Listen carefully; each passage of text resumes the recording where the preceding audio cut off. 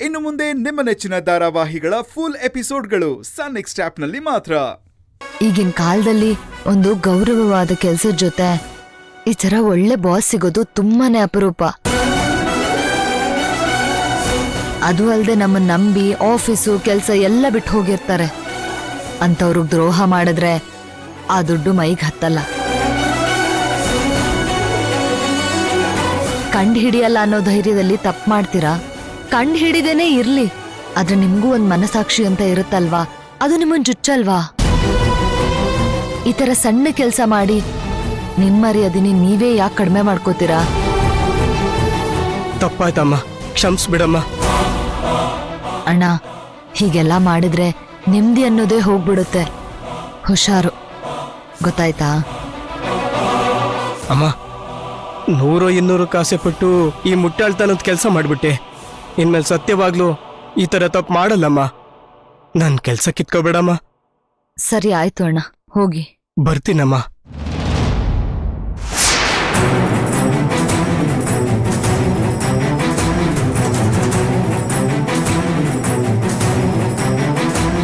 Sir, ಪರವಾಗಿಲ್ಲ ಕೂತ್ಕೊಳ್ಳಿ. ಕೆಲಸ ಎಲ್ಲ ಹೆಂಗ್ ನಡೀತಿದೆ? ಚೆನ್ನಾಗಿ ನಡೀತಾ ಇದೆ ಸರ್. ಸರ್, ಒಂದ್ ವಿಷಯ. ಹೇಳಿ. ಅದು ಈ ವಿಷಯ ನಿಮಗ್ ಗೊತ್ತಿದೆ ಅಂತ ಸಂಬಂಧಪಟ್ಟಿರೋ ವ್ಯಕ್ತಿಗೆ ನೀವು ತೋರಿಸ್ಕೋಬಾರ್ದು. ಇದು ನನ್ನ ರಿಕ್ವೆಸ್ಟ್. ಇದರಲ್ಲಿ ಏನ್ ಸಸ್ಪೆನ್ಸು? ರವಿ ಮ್ಯಾಟ್ರ್ ತಾನೆ? ಸರ್, ನಿಮ್ಗೆ ಹೇಗೆ ಗೊತ್ತಾಯ್ತು? ನೀವು ರವಿ ಹತ್ರ ಬಿಲ್ ಕೇಳಬೇಕಾದ್ರೆ ನಾನು ಆಚೆ ನಿಂತಿದ್ದೆ. ಈ ವಿಚಾರನ ಹೆಂಗ್ ಡೀಲ್ ಮಾಡ್ತೀರಾ ಅಂತ ಆಚೆನೆ ನಿಂತು ವಾಚ್ ಮಾಡ್ತಿದ್ದೆ. ಸುಮ್ನೆ ಹೇಳ್ಬಾರ್ದು, ಈ ವಿಚಾರನ ತುಂಬಾ ಪರ್ಫೆಕ್ಟ್ ಆಗಿ ಡೀಲ್ ಮಾಡಿದೀರಾ. Very good. ನಿಜನಾ ಸರ್? ಖಂಡಿತ. ಆಮೇಲೆ ನಿಮ್ಗೆ ಅವನ ಮೇಲೆ ಹೆಂಗ್ ಡೌಟ್ ಬಂದಿದ್ದು? ಆಕ್ಚುಲಿ ನಾನು ಮೊದಲು ಕ್ಯಾಶುವಲ್ ಆಗಿ ಕೇಳ್ದೆ, ಅವ್ರು ಟೆನ್ಷನ್ ಆದ್ರು. ಆಮೇಲೆ ಅವ್ರು ಮಾತಾಡಿದ ರೀತಿ ಕೂಡ ಸರಿ ಇರ್ಲಿಲ್ಲ. ಅದೇನಂತ ತಿಳ್ಕೊಂಡು ನಾನೇ ನಿರ್ಧಾರ ತಗೊಂಡು ಆಮೇಲೆ ನಿಮ್ಮ ಹತ್ರ ಬಂದು ಹೇಳಿದ್ರೆ ಅದು ತಪ್ಪಾಗುತ್ತೆ. ಆದ್ರೂ ಮೊದಲನೇ ಸಲ ತಪ್ಪು ಮಾಡಿದವ್ರಿಗೆ ಕ್ಷಮಿಸೋದೇ ಶಿಕ್ಷೆ ಅಲ್ವಾ? ಅದನ್ನೂ ಮೀರಿ ಅವ್ರು ತಪ್ಪು ಮಾಡಿದ್ರೆ ಅದವ್ರ ಹಣೆ ಬರ ಸರ್. ನಾನು ಹೇಳ್ತಿರೋದು ಸರಿ ಅಲ್ವಾ? ಎಲ್ಲೋ ಇದ್ದೀರಾ ಸ್ವಾತಿ ನೀವು?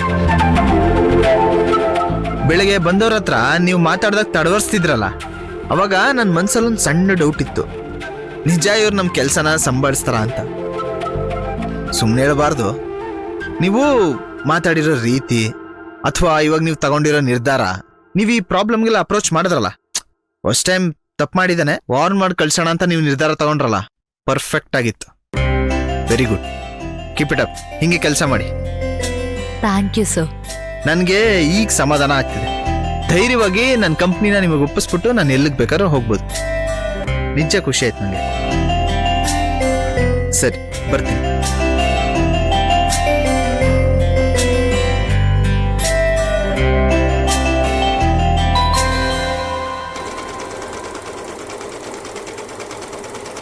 ನಮಸ್ತೆ ಮೇಡಮ್.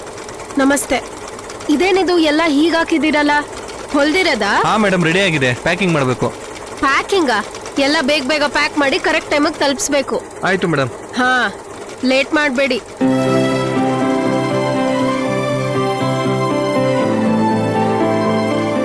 ಓಹೋ, ಸಾಹೇಬ್ರೇನೋ ಮಾಡ್ತಿರೋ ಹಾಗಿದೆ. ಆರಮ್ಮ ಯಜಮಾನಿ, ಲೆಕ್ಕಾಚಾರ ನೋಡ್ತಾ ಇದ್ದೆ.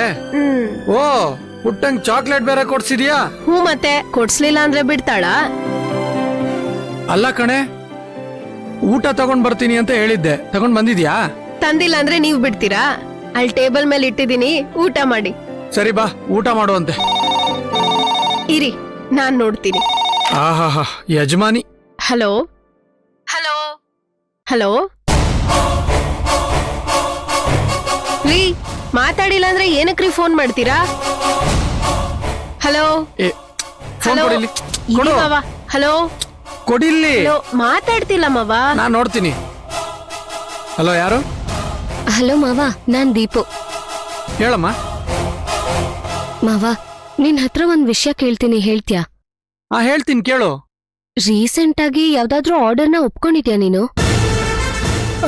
ಒಂದ್ 4-5 ಆರ್ಡರ್ ಬಂದಿದೆ. ಯಾವ್ದ್ರ ಬಗ್ಗೆ ಕೇಳ್ತಿದ್ಯಾ ನೀನು? ಅದಲ್ಲ ಮಾವ, ಕಮ್ಮಿ ರೇಟ್ಗೆ ಯೂನಿಫಾರ್ಮ್ನ ಮಾಡ್ಕೊಡೋ ಆರ್ಡರ್ ಇಟ್ಕೊಂಡಿದ್ಯಾ? ಅದು ನೀನ್ ಯಾವ್ದ್ರ ಬಗ್ಗೆ ಕೇಳ್ತಿದ್ಯಾ ನನ್ಗೆ ಗೊತ್ತಾಗ್ತಿಲ್ವಲ್ಲ.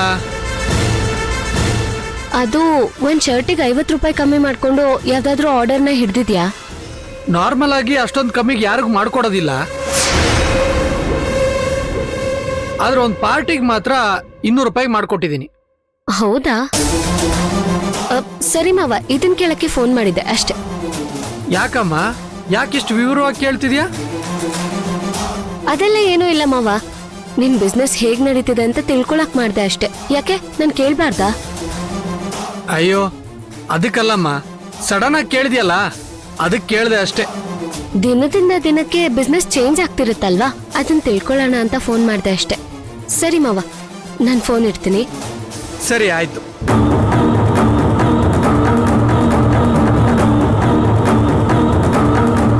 ಹಾಗಾದ್ರೆ ನಮ್ಮ ಆರ್ಡರು ಅವ್ರು ತಗೊಂಡ್ ಮಾಡ್ತಿದ್ದಾರೆ. ಬರ್ಲಿ ಇವತ್ತು. ಏನು ದೀಪುನಾ? ಏನ್ ಮಾವ, ಎಲ್ರು ನನ್ಗೆ ಉಪದೇಶ ಹೇಳ್ತೀರಾ? ನಾನ್ ಫೋನ್ ಎತ್ತಿ ಹಲೋ ಹಲೋ ಅಂತ ಗಂಟ್ಲು ಹರ್ಕೊಂಡ್ರು ಕೂಡ ಅವಳು ಒಂದ್ ಮಾತಾಡದ್ಲ ನೋಡಿ. ಎಲ್ರು ನನ್ಗೆ ಉಪದೇಶ ಹೇಳ್ತಿರಲ್ಲ, ಅವಳಿಗೆ ಯಾರು ಏನೋ ಬುದ್ಧಿನೇ ಹೇಳೋದಿಲ್ಲಲ್ಲ. ಅಯ್ಯೋ ಸುಮ್ನಿರಮ್ಮ, ಎಲ್ರು ನೋಡ್ತಾರೆ.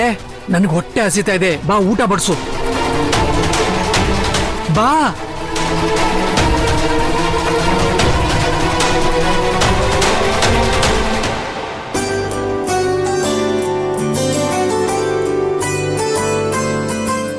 ಸ್ನೇಹ ತಗೋ.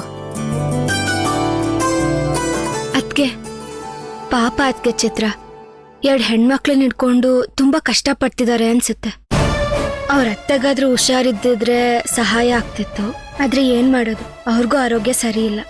ಹೌದು ಸ್ನೇಹ, ಪಾಪ ಅವ್ರ ಅತ್ತೆಗೆ ಹುಷಾರೇ ಇಲ್ಲ. ಕುತ್ಕೊಳಕ್ 10 ನಿಮಿಷ ಬೇಕು, ನಿಂತ್ಕೊಳಕ್ 10 ನಿಮಿಷ ಬೇಕು ಸುಧಾರಿಸ್ಕೊಳಕ್ಕೆ.